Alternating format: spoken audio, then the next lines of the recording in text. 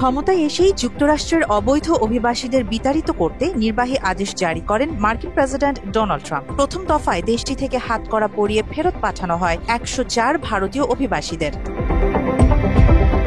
এতে করে উত্তেজনা দেখা দেয় ভারতে। তড়িঘড়ি করে মার্কিন প্রেসিডেন্ট ডোনাল্ড ট্রাম্পের সাথে বৈঠকে বসেন ভারতীয় প্রধানমন্ত্রী নরেন্দ্র মোদী। ধারণা করা হচ্ছিল এই আলোচনার অন্যতম প্রধান ইস্যু ছিল অভিবাসন।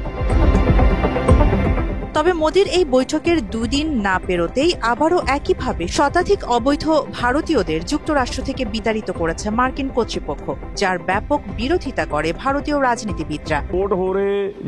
আমাদের লোকদের হাত পা বেঁধে যুক্তরাষ্ট্র থেকে ফেরত পাঠানো হচ্ছে। এটা খুবই মানবতা বিরোধী। যুবকদের পাগড়ি ছাড়াই ফেরত পাঠানো হচ্ছে, যা তাদের কাছে পবিত্র। এটা এমন আক্ষেপ যা ভাষায় প্রকাশ করা যাবে না।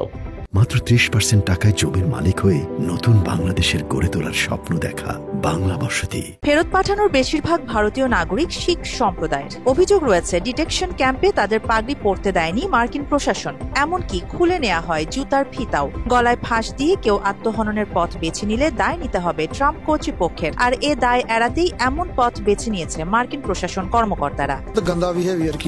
তারা আমাদের সাথে খুবই খারাপ আচরণ করেছে। হাত করা তো পরানো ছিল, সাথে পাও বাঁধা ছিল।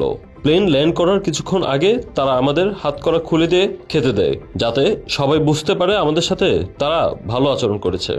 ফেরত আসা ভারতীয় নাগরিকদের দাবি, তাদের ধরপাকড় করে আটকে রাখা হয়েছিল ডিটেকশন ক্যাম্পে। সেখানে ঠিকমতো খাবারও দেয়া হয়নি এসব অবৈধ অভিবাসীদের।